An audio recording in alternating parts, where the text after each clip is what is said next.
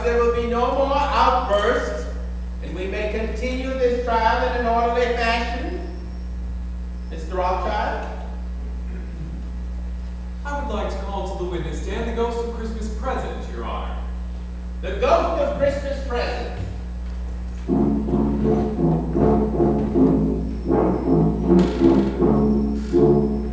Will the ghost of Christmas present please come forward?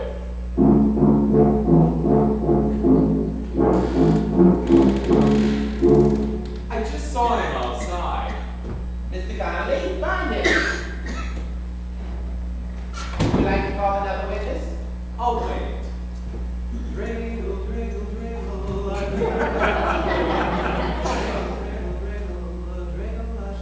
I I'd like to call a witness. Mr. Scrooge. It's fine, Your Honor.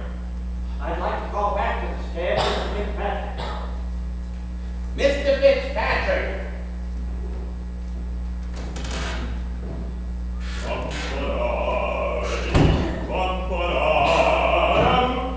Mr. Grinch.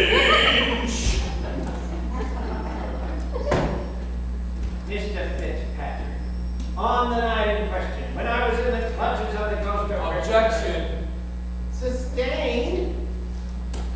When I was with the ghost of Christmas present, where were you? I was at my house. And what were you doing? I was hosting a Christmas party. The Christmas party to which I was invited. Yes. And who was at this party? Well, they were my friends and my wife's friends and family. What do these people do for a living? They're mostly business. Successful businessmen? I'd say so. I found him. In a minute. You may continue, Mr. Scrooge. Did you play any games at this party? Yes. Did you play yes and no? Oh, yes. Oh, yes and no, my favorite. Witness!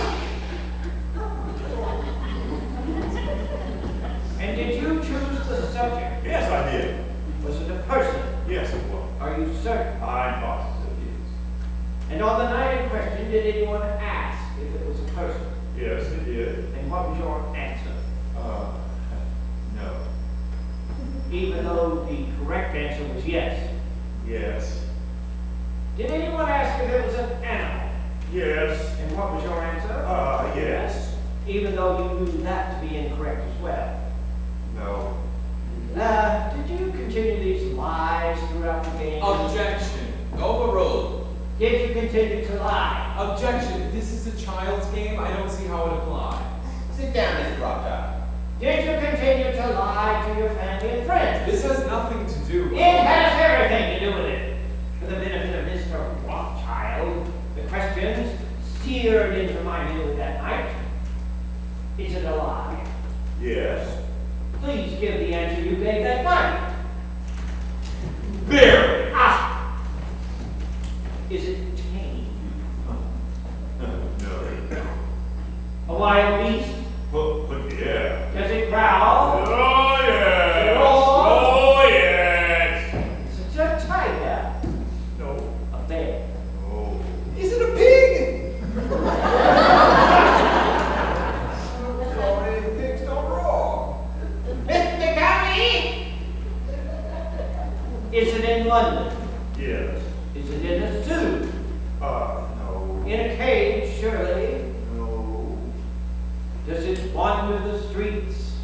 Yeah. Is it old? Oh, yes. Is it ugly? Oh, Is yes. it rich? Oh, yes. I thought it was Mr. Scrooge. What it is, isn't it? Is that the correct answer? Yes. An old, ugly, wild beast? But it was only a game. Well, perhaps, but it's my name, my reputation. Who are those people at your party who don't ever want to do business with me? Who would ever reach out a hand to me in kindness? No one.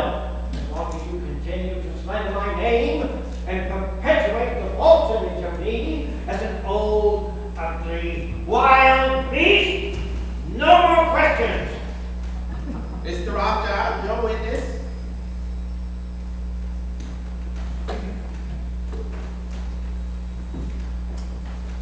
Fred, did you play any other games that night? Yeah.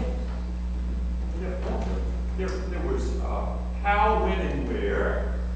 Oh, and Coach to Dover. Oh, and then there was a blind man's buff.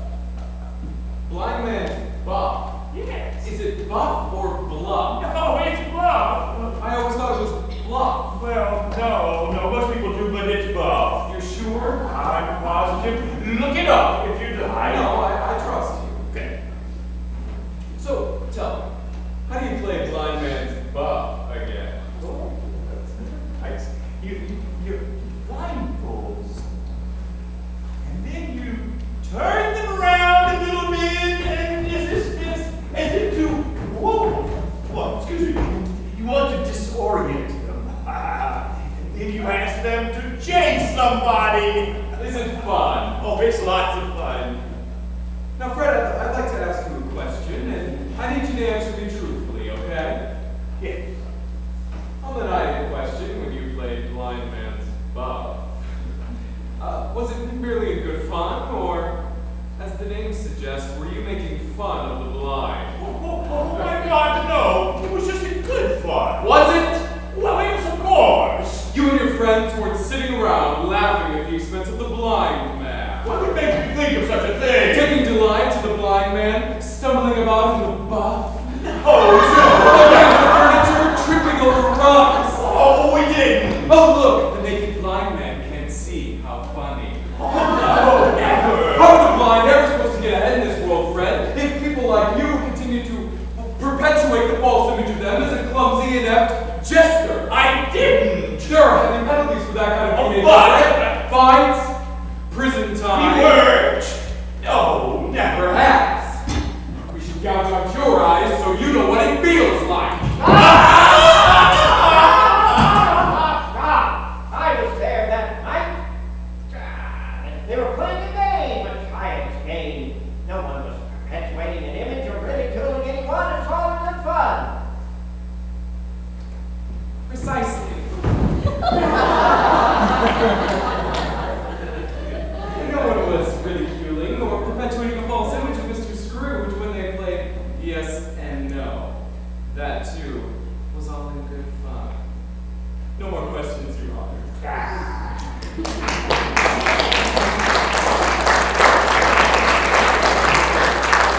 Step down.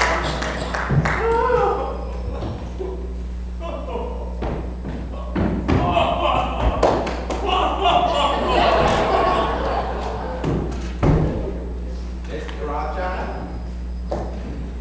I'd like to call to the witness stand the ghost of Christmas present, Your Honor. The ghost of Christmas present.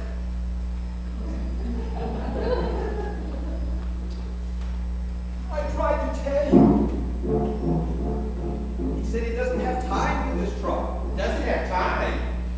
He says his time upon this globe is very brief, and he has other business to attend to. Tell him his business is within these four walls and nowhere else. I did, but he refuses to come in. What is he doing that is so important? He's sprinkling powder in people's food What? when they're not looking. There's something peculiar in that powder. Mr. Connolly, you go out there outside and force him into this courtroom. Don't mess with him. I've never seen his sort before. Mr. Connolly.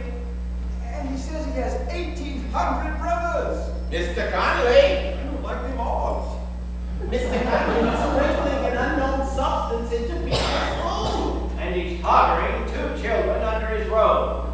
He's what? 2 children. They live under his robe. Not if I stop y'all. They're dirty, dressed in rags, and they haven't bathed in who knows how long. They're his children. He told me they're mankind. He takes care of them. Mr. Rothschild forcing him to live under his robe is not taking care of him. Mr. Connolly. Now! Beware them both! Let Buster all beware the boy. He's the one with doom written on his brow. Your Honor, he really is good to them. That will be for the courts to decide. Mr. Rothschild? I would like to call back to the witness stand Mr. Robert Cratchit, Your Honor. Mr. Robert Cratchit.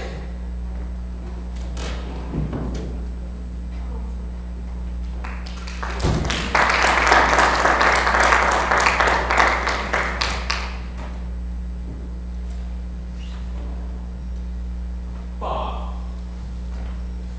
when you began working at Scrooge and Marley's 10 years ago, what was your salary? About 15 shillings a week. And you were able to live on that? Well, we may do. By we, who do you mean? My family. At that time, how big was your family? Well, it was my wife, myself, and 2 children. A family of 4 on 15 shillings a week. Yes, sir. And on the night in question, how big was your family? Well, it was my wife, myself, and 6 children. You've been busy. And how much were you making then at Scrooge and Marley's? Oh, 15 shillings a week. You worked at Scrooge and Marley's for 10 years, and you never once received a raise. That's correct. Well, did you ever receive a Christmas bonus? No, sir. When Mr. Marley died, did Mr. Scrooge ever approach you about becoming partner? Well, I asked him about that once, but he said it would cost too much money to change the sign. The sign? Yes, Scrooge and Marley. Oh, that's right. He never did paint out old Marley's name, did he? No, it still says Scrooge and Marley. Well, doesn't that confuse people? Sometimes people new to the business call him Mr. Scrooge, and sometimes Mr. Marley, but he answers to both just the same. So you were supporting a wife and 6 children on 15 shillings a week, with no hope of raise or becoming partner. Yes, sir. How were you able to do that? It wasn't easy. I'd say nearly impossible. Objection. Overruled. Overruled.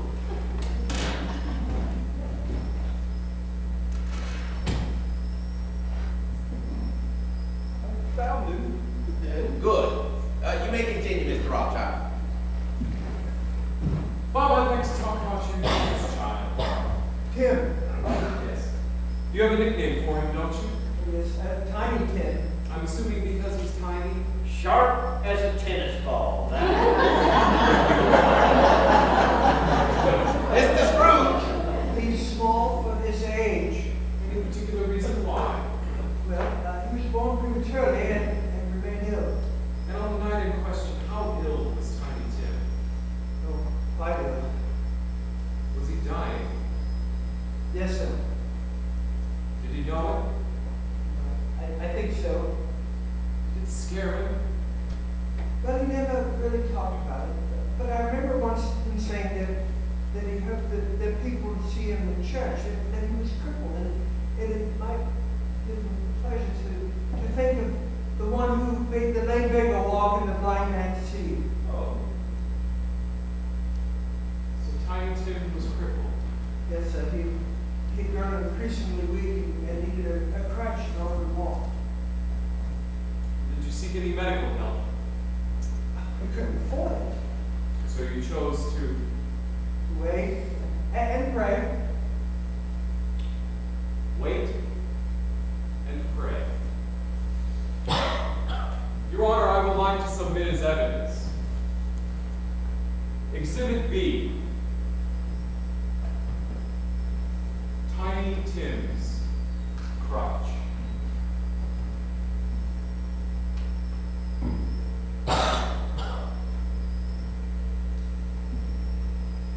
Your Honor, on the night in question, if Tiny Tim's life had continued on the path it was on,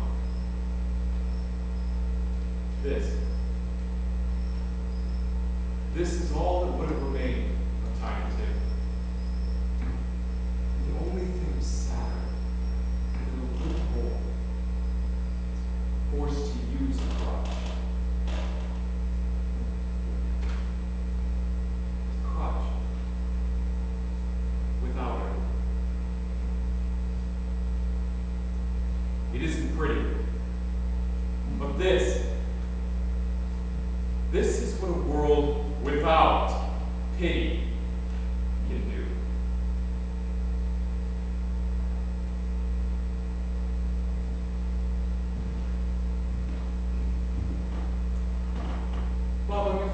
back to work after the night in question, did you notice a change in Mr. Scrooge? Oh, yes, he was a completely different person. He was happy and kind. How did that kindness manifest itself? We got him all called that morning that we had for the entire year. He gave me a substantial raise and offered to help Tim. Helped him how? Pay for his medical expenses, the finest of care. And for a time, he was a second father to Tim. And how is Tiny Tim today? He was golden better. He did not die, and no longer needs a crutch in order to walk. Did you say it was this change in Mr. Scrooge that saved Tiny Tim's life? Yes. Yes, I would. No more questions, Your Honor. Your witness, Mr. Scrooge. Mr. Cratchit, prior to the night in question, had you ever been to debtor's prison? No, sir? Had you ever been arrested for not paying your bills? No, sir. Had you ever been forced to sleep on the street? No, sir. Had you ever been unable to put food on your table? No, but there were times. What did you do during the day, Mr. Cratchit? During the day, I worked in your office. And at night? I spent my evenings at home with my family. According to Miss Wainwright, who has extensive experience with food, there are thousands in want of common necessaries, and there are hundreds of thousands in want of common comforts. Prior to the night in question, did you consider yourself one of those thousands? No, sir. Neither did I. You had a job, you had a house, you'd never been to dentist prison, and you'd always been able to put food on your table. But I had 6 children. It was scarcely enough. Perhaps you should have thought of that before you had them. You may step down.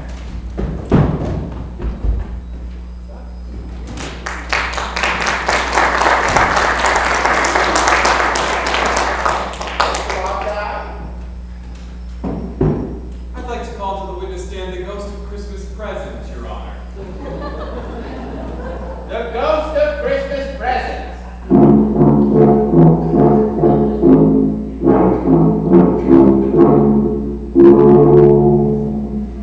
He got away. Got away? How? I don't know. One moment he was yelling at people to touch his robe. The next he just vanished into thin air. Mr. Conley, ghosts don't just vanish into the... It's common law, darling. Mr. Rothschild? I'd like to call to the witness stand the ghost of Christmas yet to come, Your Honor. The ghost of Christmas yet to come.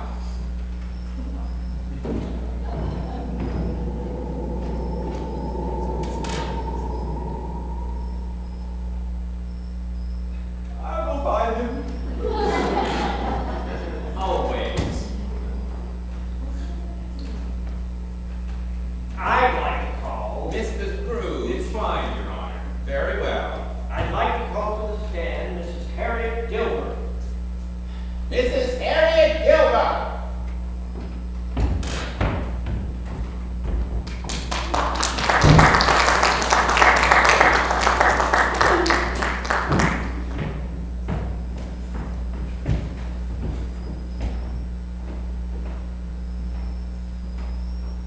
Please state your full name for the court. Where were you on the night in question? Specifically. Did you enter my bedroom that night?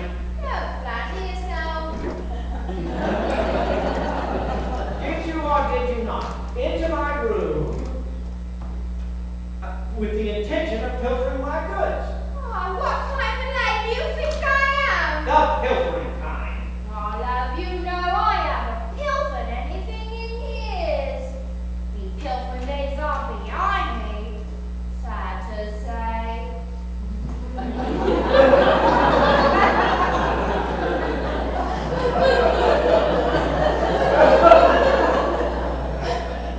Not according to old Joe. Well, Joe told me now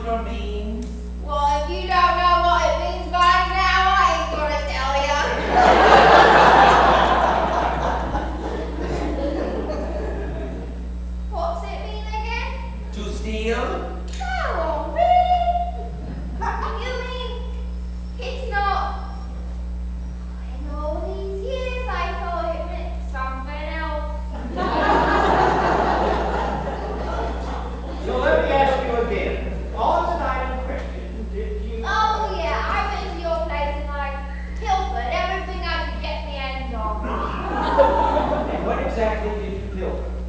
I can't quite remember. Your memory ain't what it used to be. Well, let me see if I can help you.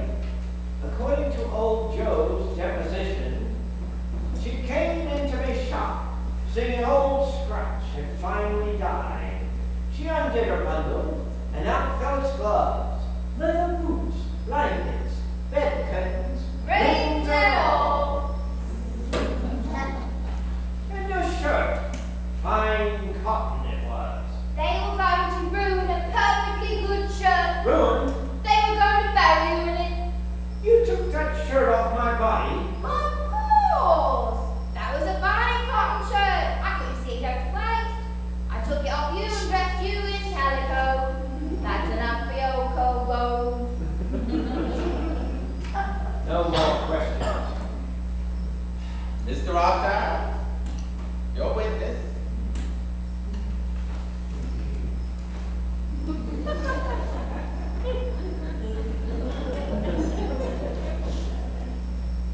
Mrs. Dilbert, may I call you? Call me anything you like, now. Harriet. How about calling me yours? Harriet. Such a gentleman. Harriet, where do you live? You're a fast one, you are. Where do you sleep each night? Wouldn't you like to know? Yes, I would. You're pilfering me hard, ain't you?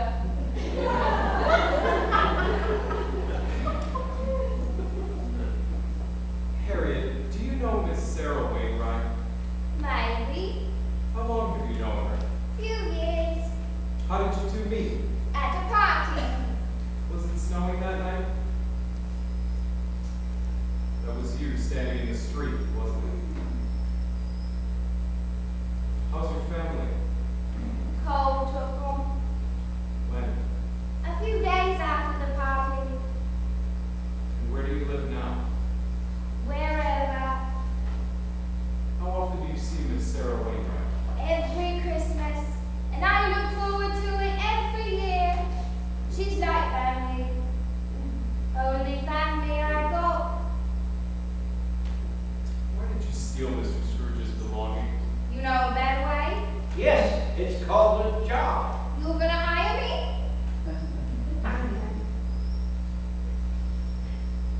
No more questions, Your Honor.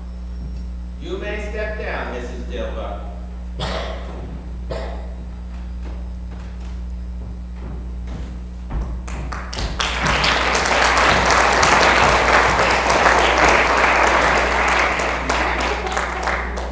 Hey, that's my hat!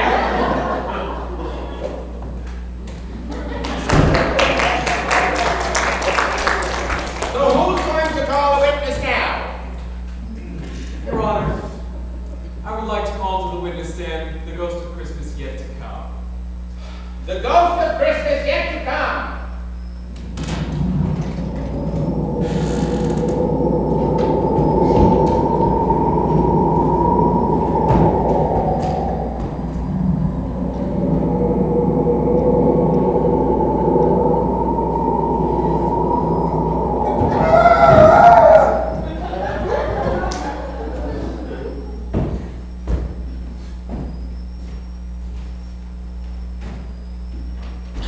Since the ghost of Christmas yet to come does not possess a normal voice box, we've engaged a court-appointed translator who speaks ghost.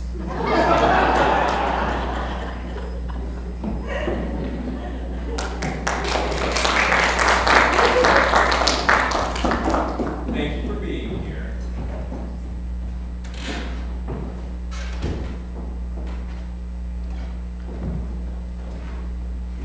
Would you please state your full name for the court? The ghost of Christmas yet to come. Ghost of Christmas yet to come. May I call you future? Yes. Future. Undeniable question. Did you visit Mr. Scrooge? Yes. And what was the purpose of your visit?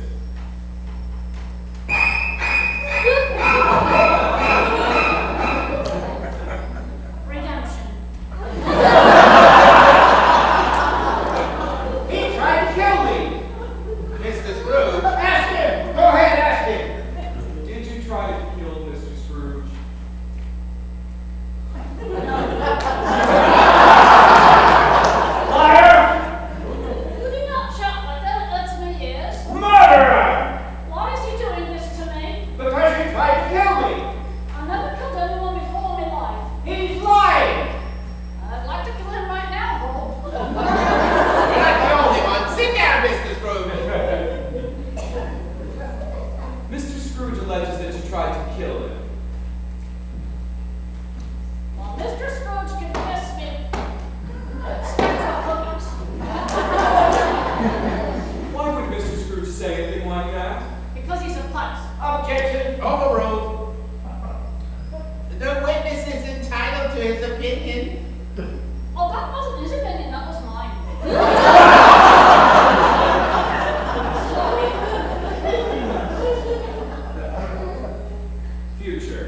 When you were with Mr. Scrooge on that night, was he ever in danger of dying? The only one in danger of dying that night was me. I'm ready to throw my hunkers off. Look at this. I've seen toilet paper thicker than this. You'd think they'd spring for something with a little more insulation. Suppose the Christmas presents got enough fat on him to keep a tribe of Eskimos warm all winter, and to him they give a little soup.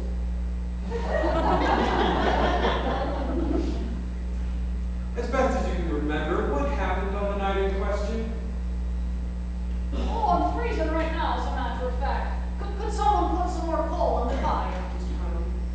Mr. Conley, it's warm enough in here. Well, but You may proceed, Mr. Rothschild. Your Honor, what my client was Your client should have dressed for the weather.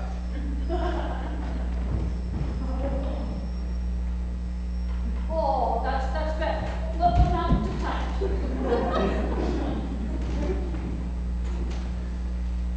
Future. On the night in question, did you kidnap Mr. Scrooge?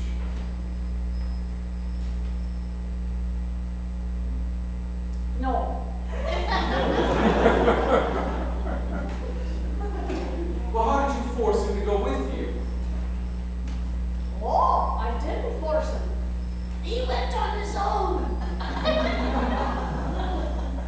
And where did you take him? To save his future. His future if he didn't change his ways, is that correct? Yes. As best as you can remember, what was Mr. Scrooge's future like? Oh, it was cold and it was overcast and it was gloomy. Oh, hello, welcome to England. Sunrise never rises. I hate England. It's cold and it's damp. Besides the weather, what was Mr. Scrooge's future like? It was pretty much in the toilet. So it was pretty bad. How bad? Well, he was dead to begin with. How far in the future did you take him?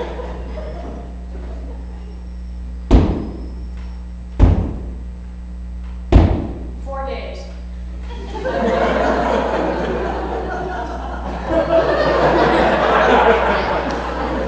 That's hardly a future. Well, he didn't know much about future life. Are you saying that on the night in question, if Mr. Scrooge didn't change his ways, he only had 4 days to live? Give or take a few hours. Well, did your visit have any effect on Mr. Scrooge? Oh, he cried his eyes out. Like a baby, he promised to keep Christmas in his heart the whole year. He did. He blubbered and bowled his head off. He promised to keep Christmas in his heart all the year? That was a promise he made on his knees. I see. No more questions, Your Honor. Mr. Scrooge, your witness. Earlier, Mr. Marley expressed frustration with scheduling an appointment. A 7-year wait. That's quite a workload. When do you get a day off? Oh, we're off from Christmas Day to Christmas Eve. You work only 1 day out of the year? Well, it's one night, actually. But there's a lot of work, and we're so busy there's no rest. 1 night out of the entire year. No wonder there's a 7-year wait. Have you ever considered working a few more hours? Word goes to Christmas. We all come once a year. I see. On the night of Christmas,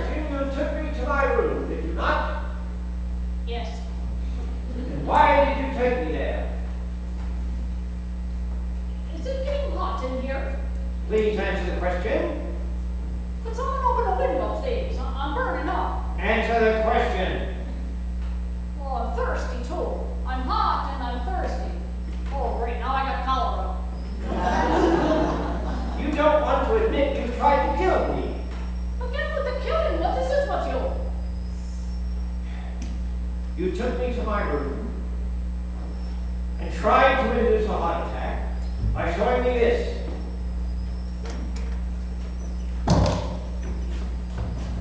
Exhibit C. My dead body. Uh-oh. On the night in question, did you or did you not show me this? I did, but it wasn't. Continually pointing at it to try and get me to pull back the sheet. Yes, but it wasn't. Forcing me to see my dead body, and thereby frightening me into a heart attack. No. You're lying. Objection, my client is not lying. Then why show me this? Why show me this? If I was beyond all hope, I'll tell you why, because this spirit of Christmas is a cold-hearted murderer. It wasn't me. Murderer! It wasn't me. Liar! No. Ah, there was no one else in the room that night. I understand you. You're trying to finish now, but you couldn't finish a year ago. Look there. I won't do it. I won't do it. Mr. Scrooge, pull back the sheet. What are you saying? I'm saying pull it back. Pull it back.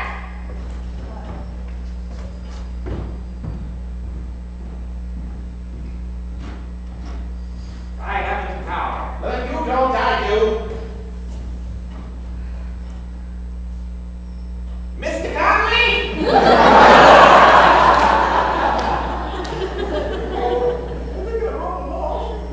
Now!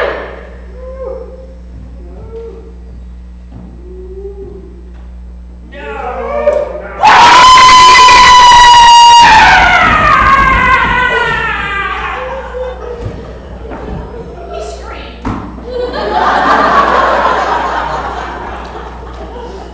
Merciful heaven, Jacob. Mr. Marley, what is the meaning of this? Where's my dead body? Mr. Marley! Anyone know any smelling salts? Never mind that. Where is Mr. Scrooge's dead body? It was under the sheet. Did you see it under the sheet? Well, no, I just thought. What did I pay you for, Mr. Conley? Let's see, I sweep the floor and, Mr. Marley! it's a rhetorical question. Mr. Marley, where is Mr. Scrooge's dead body? Arrest him! Now! Your Honor, my client... Your clients have stolen evidence. Well, I'm sure there's a logical explanation. I would like to hear it. Of course, Your Honor. Jacob. Jacob! Where's Mr. Scrooge's dead body? Future. Future. You are useless. Christmas past.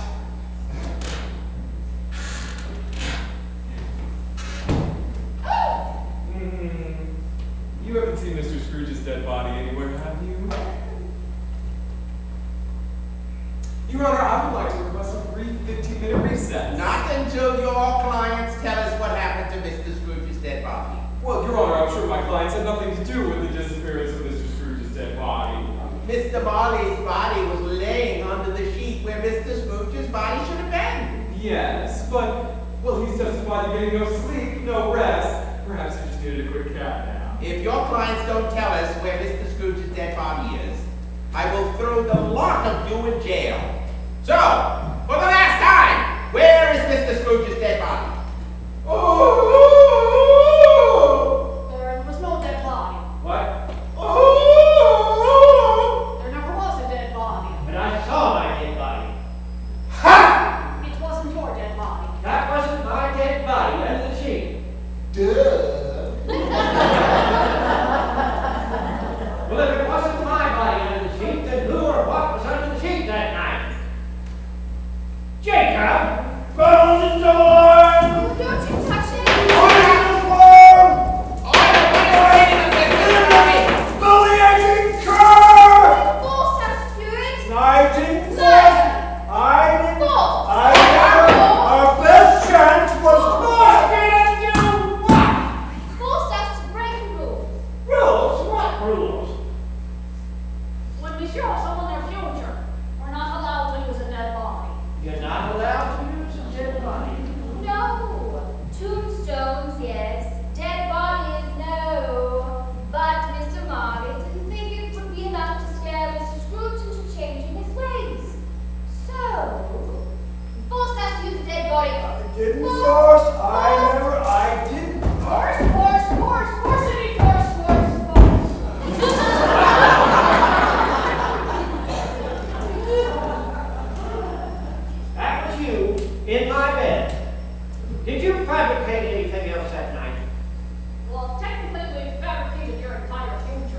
wasn't my future.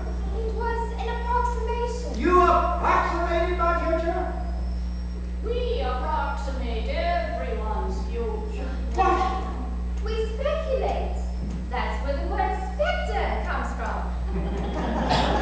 So on the night in question, you intentionally deceived and frightened me into changing my ways with a fabricated future and a counterfeit course. I did it for your own good, Ebenezer. Mr. Molly, you and the ghost of Christmas are nothing but smooth-talking, double-dealing, self-righteous charlatans who terrorize people in the name of redemption.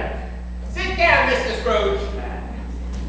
Your Honor, I... You too, Mr. Rothschild. But I have something... Not another word. Throw it all in jail. Not another word. All of you, sit down. Not you. In all my years, I have never witnessed a more reprehensible assemblage than I have today. You have collectively made a mockery of my courtroom with your abhorrent and impertinent behavior. If I could work my will, I would have each of you boiled in your own pudding and buried with a stake of holly in your heart. Oh, surely you don't mean that. Then you'd be the first. Gasp. There'll be no closing arguments. I've heard more than enough to pass judgment. Although Mr. Scrooge did not provide overwhelming evidence that anyone, living or deceased, attempted to kidnap or murder him, he did provide, though in a rather uncustomary way, evidence of trespassing, stalking, breaking and entering, pain and suffering, and the intentional infliction of emotional distress. Furthermore, I found overwhelming evidence, including his own admission, that Mr. Marley plotted, contrived, and conspired the events of the night in question, and without whose contrivance none of those events would have happened. Therefore, I find Mr. Marley and the ghost of Christmas, past, present, and future, guilty of said charges, and condemn them to a fine of £1,000 apiece, and a termination of all ghostly duties. I've won. Yes.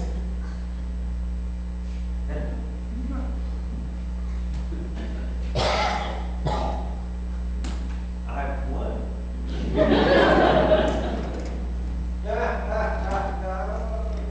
I've won. I don't know what to do. I'm as light as a feather. I'm as happy as an angel. I'm as merry as a schoolboy. I am as giddy as a goose. Mr. Scrooge, take your giddiness elsewhere. This court is Your now Honor! Termination? effective immediately. But you can't terminate my client's spiritual obligation. I just did, didn't I? But they'll cease to exist. It's a death sentence. Well, that won't be much difference for them, will it? Your Honor, please, I beg of you, they'll do prison time. They'll pay twice the fine, triple, but please, not termination. That's enough, Mr. Rothschild. This court is But Mr. Scrooge made a promise, a verbal agreement. That's right, Mr. Rothschild. I did make a promise. A promise made on my knees to honor the spirits of Christmas and keep them alive in my heart all the year long. And you have broken that verbal agreement. On the contrary, I did not shut out the lessons the spirits taught me. The spirits of all three have thrived within me. I beg to differ. Bob Cratchit is the highest paid clerk in all of London, I dare say. And young Tiny Tim, thanks to me, will live to be old, enormous Tim. I have given money to the poor. I have petted children on the head, and I have been irresistibly pleasant. Mazel tov. The lessons of the spirits of Christmas worked.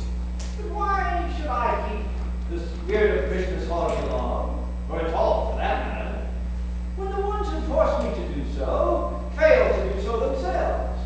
They don't fail to keep it. By their own admission, they only appear once a year. Yes, because Christmas only comes once a year. A poor excuse for picking a man's pocket every 25th of December.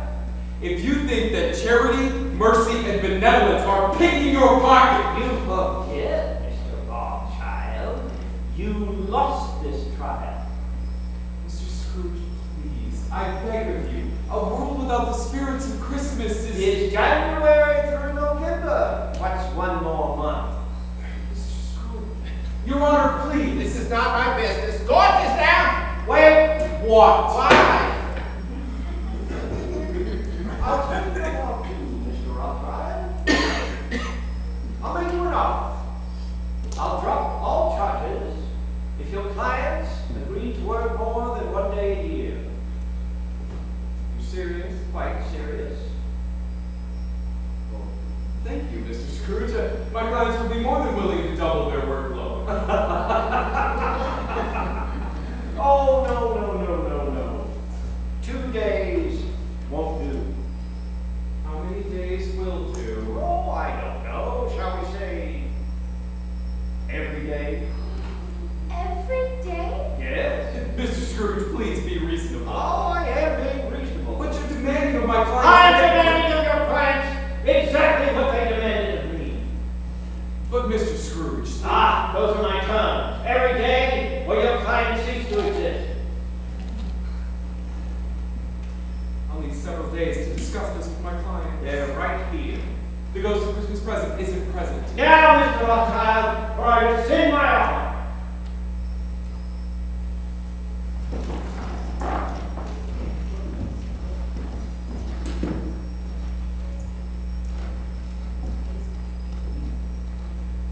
It's too late. I've made my decision. This court is now. Wait!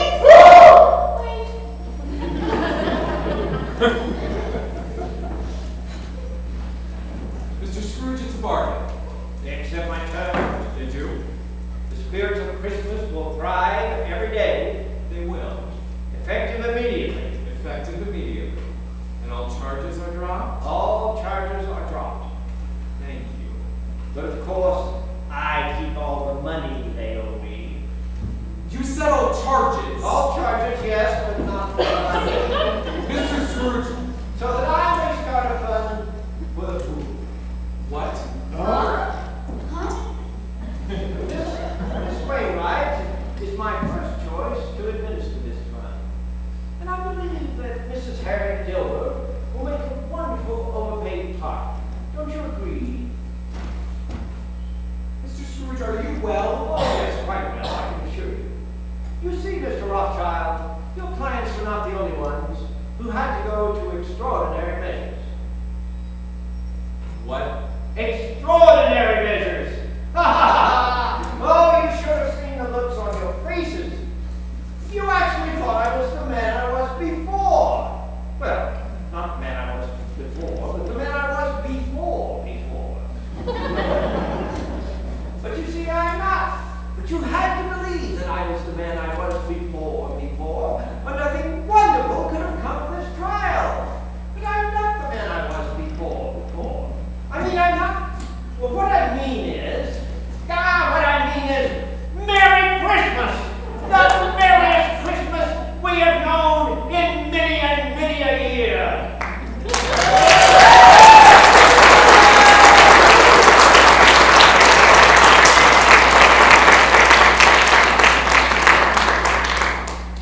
So this whole trial was all just... Extraordinary measures. Mr. Scrooge, I don't know what to say. Well, don't say anything. You really are as good of a friend and as good of a man as the old world has ever known. Promise is a promise, right, David? And Mr. Rothschild, may I call you Solomon? I'd be honored. Solomon, let it be said of us that we truly knew how to keep the spirit of Christmas, the spirit of caring and generosity in our hearts all the year long. God bless us, everyone.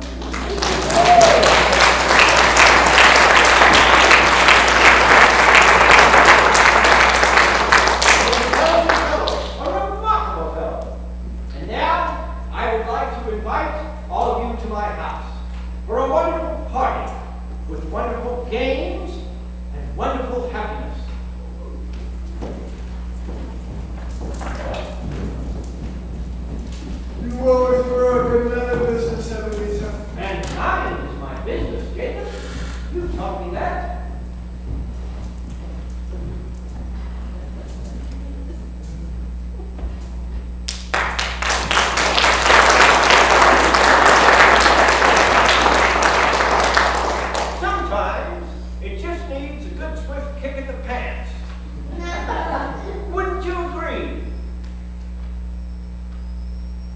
Your Honor.